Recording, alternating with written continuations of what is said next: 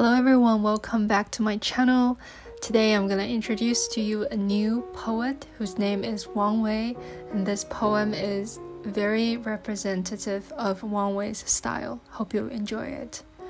Zhongnan Cottage. Since middle age, I have developed a penchant for Buddhism. At late age, I settled down by the side of Mount Zhongnan. When I feel like it, I go out for pleasure alone by myself, and coming across beautiful things, I keep them all within. Wandering aimlessly, I arrive at source where river starts. I sit down and watch leisurely where clouds come about. Occasionally, I chance upon an old fellow inside woods. In chitchatting and cracking jokes, I forget to head home. Now the Chinese text. 终南别业，中岁颇好道，晚家南山陲。兴来每独往，胜事空自知。行到水穷处，坐看云起时。偶然值林叟，谈笑无还期。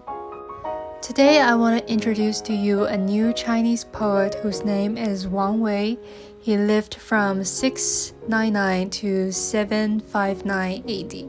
He's known as Shifo or Poet Buddha, for he was very much involved in Buddhism, and his poems reflected his focus on Chan or Zen practices.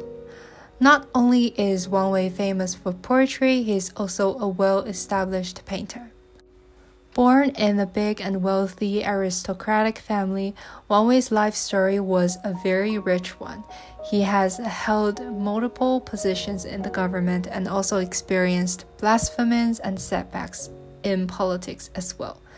The background of this poem is when Wang Wei decided that he will spend the rest of his life as a hermit in his house in the Zhongnan Mountains, which is a famous mountain for hermits in China. You can still find hermits in that mountain now. The reason why I picked this poem as a representative work of Wang Wei's is because this one has very deep philosophical reflections on life. The form of this poem is a typical one during the Tang Dynasty, where you have 5 characters in one line and 2 lines to form a full sentence. The first 2 sentences usually depict the background or a natural scenery to set a tone, or the background for the latter half of the poem. Since mid-age, I have developed a penchant for Buddhism. At late age, I settled down by the side of Mount Zhongnan.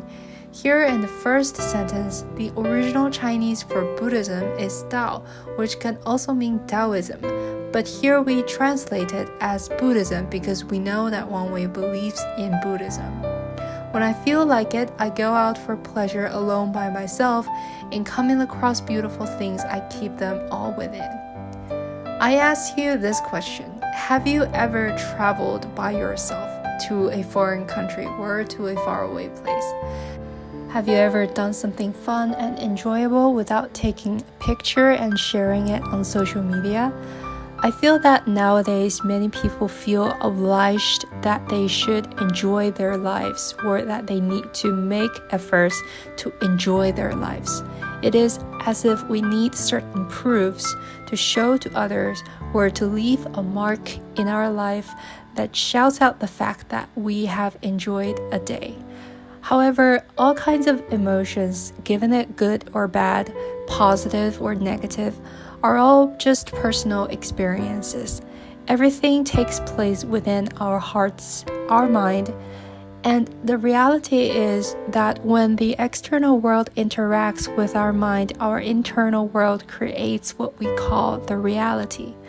When we come across beautiful things, when we read some stories that we want to share with others, we should be conscious of the fact that it is actually impossible to truly share and let others feel the exact same happiness or joyfulness as ourselves.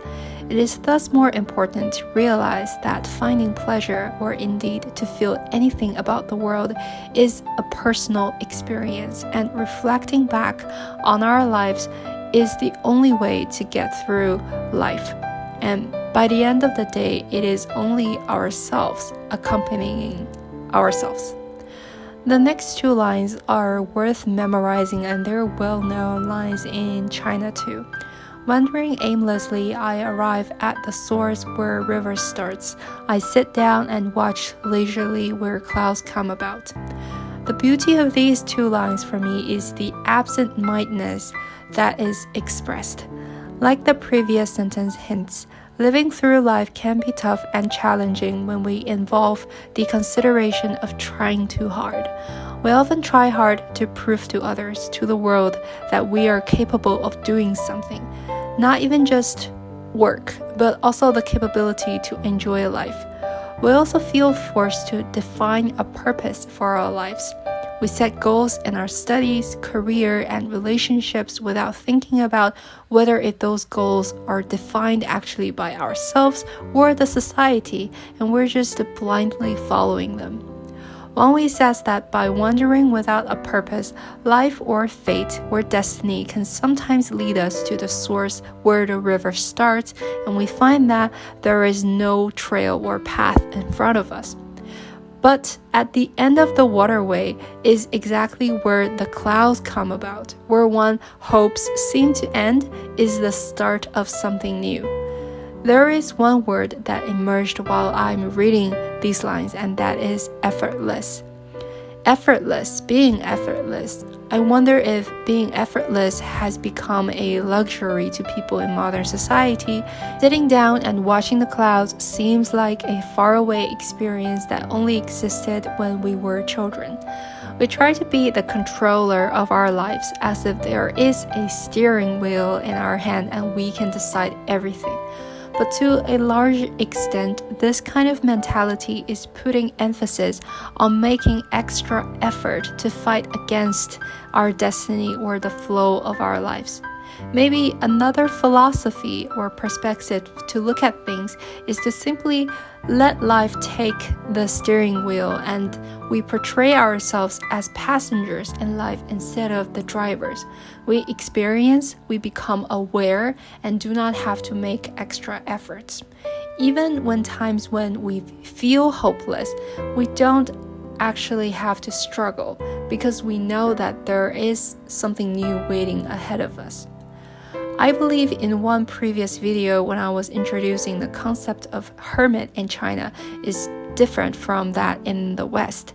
I said that being a hermit in China doesn't mean that you have to hide away from other people and live a prudent and excluded kind of lifestyle.